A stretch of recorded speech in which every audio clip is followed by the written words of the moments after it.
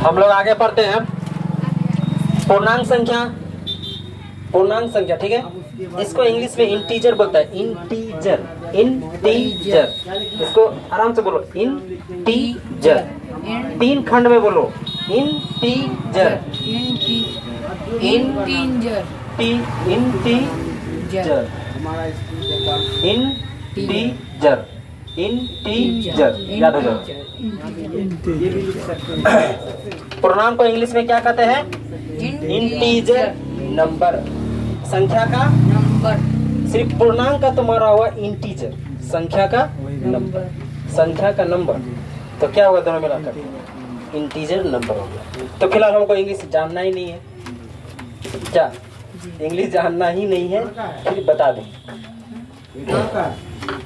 पूर्णांक संख्या 2 प्रकार का समझ लो होता है। सेवा में श्रीमान प्रधानाध्यापक धनात्मक, सबके बारे में हम क्या बोले, आवेदन जितना धनात्मक संख्या आवेदन किसी को दीजिए आप, और ऋणात्मक संख्या। आवेदन नहीं दिया जाता, अब उसका लिखा जाता है, पत्र लिखा जाता है, ऋणात्मक लिखा जाता है। संख्या कितना प्रकार का होता है? आवेदन सिर्फ 2 प्रकार का होता है। रैंक में जो है उसी को लिखा जाता है। जैसे अब उसके बाद यहाँ पे क्या होगा, ये हम आपको थ्योरी समझा रहे थे। आवेदन इसके बाद यहाँ लिखना है विषय। देखिए यहाँ पे लिखने का दूर तक समझिएगा, ये गड़बड़ कर दिए तो आपका गड़बड़ कर दिया। देखिए यहाँ इसके सीधा में लिखेंगे क्या, विषय।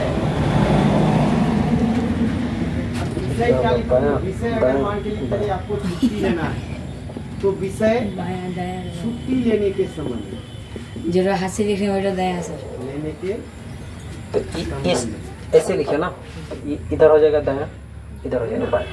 अब यहाँ भी कम आ जाए। अब उसके बाद इसके सीधा लिखेंगे, यहाँ नहीं लिखेंगे। कोई क्या करता है, यहाँ लिखे बाएं, बाएं ना बायां सर, दायां बायां लिखोगे, बायां लिखिए ना, बायां। तो दायां लिखते हैं। क्या होगा, यही आप आवेदन लिखे या नहीं लिखे कोई दिक्कत नहीं, यही जो मैं आपको 5 नंबर देगा अगर इस तरह से ठीक से लिखे, यही तो मैं आपको देगा। तो यहाँ महाशय ने सरकार लिखना, यहाँ पे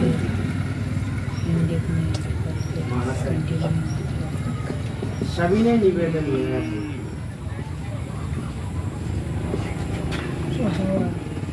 अब सभी ने निवेदन लिया है कि मैं क्या, सभी ने निवेदन, मैं आपके स्कूल का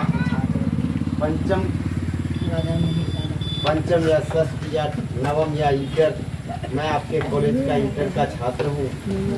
अब आपको कॉलेज में है तो कॉलेज में बोलेगा कि कॉलेज में 4 दिन छुट्टी, तो यहाँ पे क्या कर देंगे, यहाँ स्कूल का नाम लिख देंगे, बाहर में भी कॉलेज बाहर में। हाँ सर, सभी निवेदन यह है कि मैं आपके कॉलेज का 12th क्लास का छात्र हूँ। उसके बाद लिखना है कि मेरी माता का तबीयत बहुत ही खराब है, मैं कॉलेज आने में असमर्थ हूँ और मेरी मम्मी को डॉक्टर के पास ले जाने के लिए मुझे मेरी मम्मी को सख्त जरूरत है, इसलिए मैं अमुक 5 तारीख को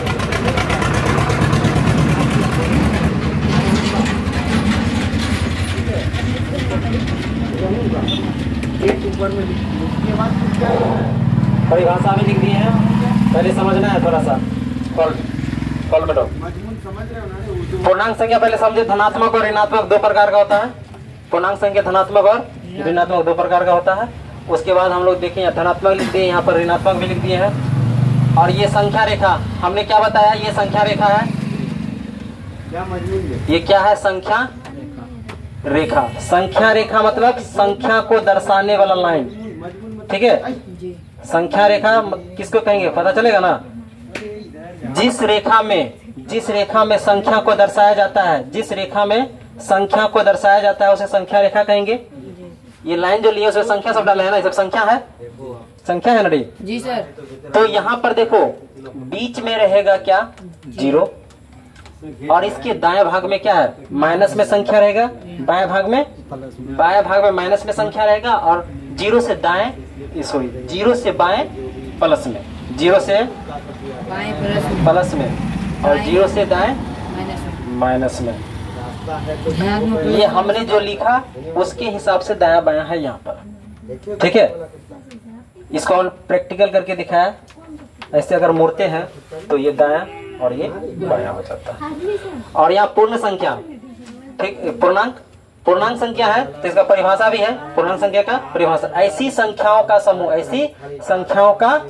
समूह जिसमें धनात्मक एवं ऋणात्मक दोनों संख्याएं शामिल होते हैं, जिसमें दोनों संख्या शामिल होते हैं। दोनों कौन कौन, धनात्मक और ऋणात्मक दोनों संख्या शामिल होते हैं, उसे हम लोग क्या कहते हैं, पूर्णांक संख्या कहते हैं। पहला पूर्णांक 0 है, 0। ये बहुत ही VVI समझ लो, कोई भी तुमको बेवकूफ बना सकता है, और बहुतों को तो पता ही नहीं, ठीक है, बहुतों को पता नहीं है। तुम कह दोगे ना पहला पूर्णांक क्या है, तो खत्म, आउट हो जाएगा।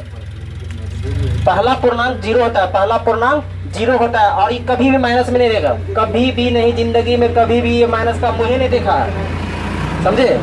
0 कभी भी माइनस स्वीकार नहीं करेगा, हाँ, हमेशा ये है ना स्वतंत्र। इसको ये मतलब क्या, नेगेटिव को देखना ही नहीं चाहता है, हमेशा प्लस में आएगा और स्वतंत्र रहेगा। और 0 से पता है ना, 0 से किसी भी संख्या को गुना करोगे तो क्या हो जाएगा, 0 हो जाएगा। ऐसा पावर है, कहेगा तुम आओ मेरे पास, आओ, आया तो उसको बना दिया 0। चाहे कितना बड़ा संख्या लो, 5557 लिख दो, क्या 1820 को गुना कर दो, इसको इसमें ला करके उसको बना देगा मिनटों में, जादू से 0। तो इसका खासियत है, ठीक है। लैंग्वेज में शुद्ध हिंदी का प्रयोग करना, किस्मत है खराब है पॉलिटिकल ज्योग्राफी में